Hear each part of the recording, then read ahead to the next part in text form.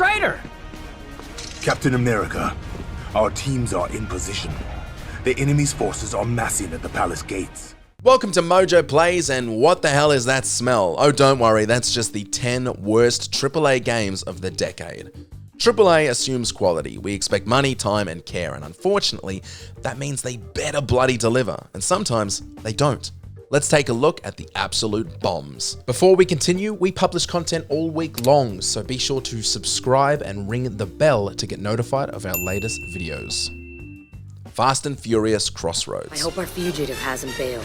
Mr. Nobody said he'd be there. Yeah, speaking of Mr. Nobody, I keep thinking about this story of his. I wouldn't have left my boy at home if this threat wasn't serious. Fast and Furious Crossroads received criticism primarily due to its lackluster graphics, uninspired gameplay mechanics, and shallow storyline that failed to capture the essence of the Fast and Furious franchise. It's been a crap game without you, my friend, and I'll tell you all about it when I see you again. Players found the driving physics and overall game performance very average, with repetitive missions and unpolished multiplayer modes. The game also suffered from technical issues and a general lack of polish, failing to deliver the high-octane thrills and engaging narrative expected from the franchise. I wish. What is it? Not here. You know how this town loves to gossip. Okay, then. How about we go back to my place for dinner? Suicide Squad, Kill the Justice League. The little things that really change a city's vibe. The weather, gentrification, the alien invasion. Task Force X, stop sightseeing and see if you can kill everything in sight. Got it? Hate to say it, but Waller's right. We got work to do. Let's talk highly anticipated, massive f***ing letdowns. Suicide Squad Kill the Justice League disappointed due to numerous gameplay and narrative flaws. And did I mention narrative flaws? With repetitive missions, uninspired combat mechanics, and technical issues that hindered player experience, this ended up as more than a letdown, but just a terrible game regardless of anticipation. The game's attempts at humor and storytelling often fell flat, failing to capture the essence of the Suicide Squad's dynamic and the gravity of their mission against the Justice League. It's just so damn lame, and I truly wish it wasn't.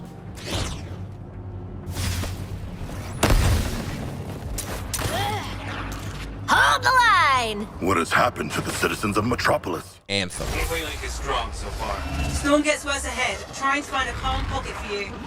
Steady, Miller. Your heart rate is too high. Anthem aimed to blend the appeal of Destiny with the action-packed style of Halo. At its peak, Anthem delivers moments of brilliance, stunning visuals, and exhilarating gameplay. However, at its lowest points, the game offers the worst pile of garbage we've ever experienced. It's Whiplash at its best.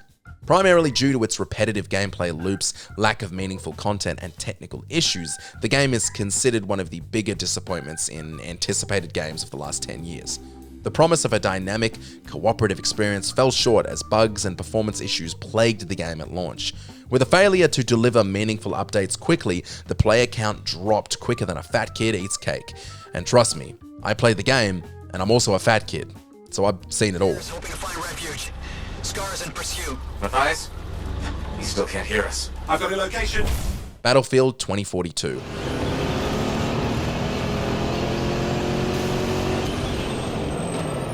We are moving to seize Delta 2. Uh-oh, another game that launched with numerous technical issues, bugs, and performance problems that hindered gameplay. We definitely aren't going to see a lot of that today. The absence of a single-player campaign and lack of compelling narrative elements left many feeling disconnected from Battlefield 2042's world, and the game's large-scale maps, promoted as a highlight, often felt empty and failed to deliver the dynamic, immersive battles expected from the franchise. This game, like all games on this list, failed to live up to the expectations set out by previous entries.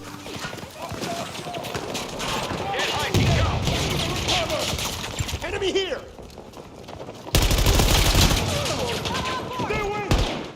Redfall. What happened in Redfall is my fault.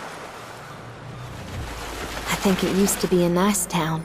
Redfall's release was so disappointing that I still fully and totally believe what they launched was merely an alpha build.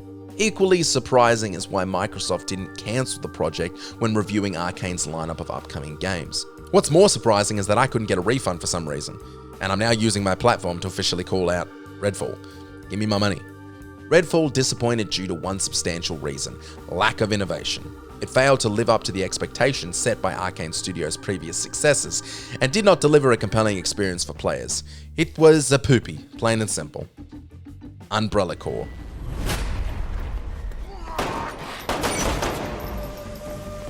There it is.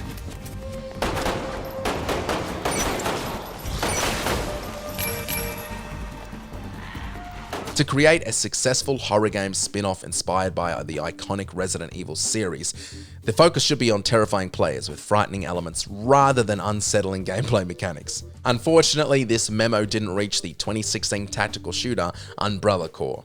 Its gameplay mechanics are more off-putting than genuinely horrifying, lacking the series' trademark suspense and intense zombie shooting action. What's more, despite being set in the same universe, Umbrella Corps doesn't carry the Resident Evil name, further distancing itself from the franchise's core strengths. It may have been for the best, as this game fails to do justice to the esteemed Resident Evil franchise. Umbrella Corps was worse than Resident Evil 6, which feels mean to even say.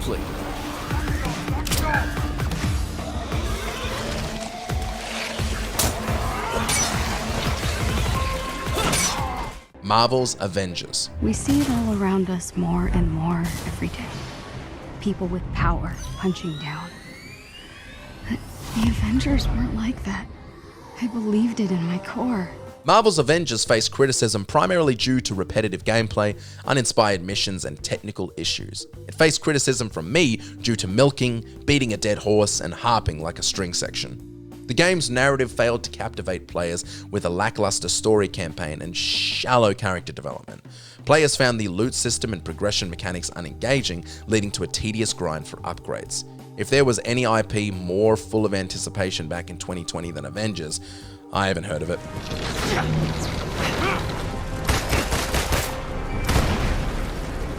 Still trying to piece it together? You giving up? Not a chance! WWE 2K20. How hard I hit her, which was pretty hard. She never backed down. Sorry, it feels strange to stand up here and talk about her in the past tense. Don't get me wrong, I'm honored to do this, but I never thought it would happen so soon. For Red or her best friend Trey. WWE 2K20 was criticized for its numerous technical glitches and bugs, which severely impacted gameplay and visual quality. Players reported frequent crashes, awkward character animations, and unreliable online features. The game's overall performance was widely panned, resulting in a poor reception and dissatisfaction among fans of the series. You'd think it wouldn't be that hard to get a game right that has been the same game since WWF, but apparently not. It's time for them to knock some devs out of the ring. Marvel vs. Capcom Infinite. Straighter! Captain America, our teams are in position. The enemy's forces are massing at the palace gates. Fans cherish Marvel vs. Capcom for its fast-paced combat, complex combos, and huge character roster. However, Marvel vs. Capcom Infinite disappointed with a significantly reduced character lineup and lackluster art style. What's more annoying than losing the character Sigma and no longer being able to make Sigma jokes? Nothing. That's what. Eurogamer reported sales fell short of Capcom's 2 million target, selling only 1 million copies, and its absence from major tournaments like EVO 2018 and Capcom Pro Tour really highlighted its lack of impact. Boo. What a disappointment. Every prison's the same. Yeah, done a lot of hard time, huh? No, but I've put a lot of punks like you away. Skull and Bones. Damn fog! We've lost the Exeter! Captain Rustler will have us hung! Originally anticipated for its promise of naval combat in the vein of Assassin's Creed Black Flag, Skull and Bones struggled with repeated delays and shifting development priorities. We can only stay excited for so long, and Skull and Bones is no GTA 6 or Elder Scrolls 6, and it was low-key acting like it was. When released, it lacked the innovation and depth expected, offering repetitive gameplay loops and a lackluster progression system. Ultimately, Skull and Bones failed to live up to its initial hype, leaving fans and reviewers underwhelmed by its execution. Much like every entry we've seen. Pick it up, guys! Did you enjoy this video? Check out these other clips from MojoPlays and be sure to subscribe and ring the bell to be notified of our latest videos.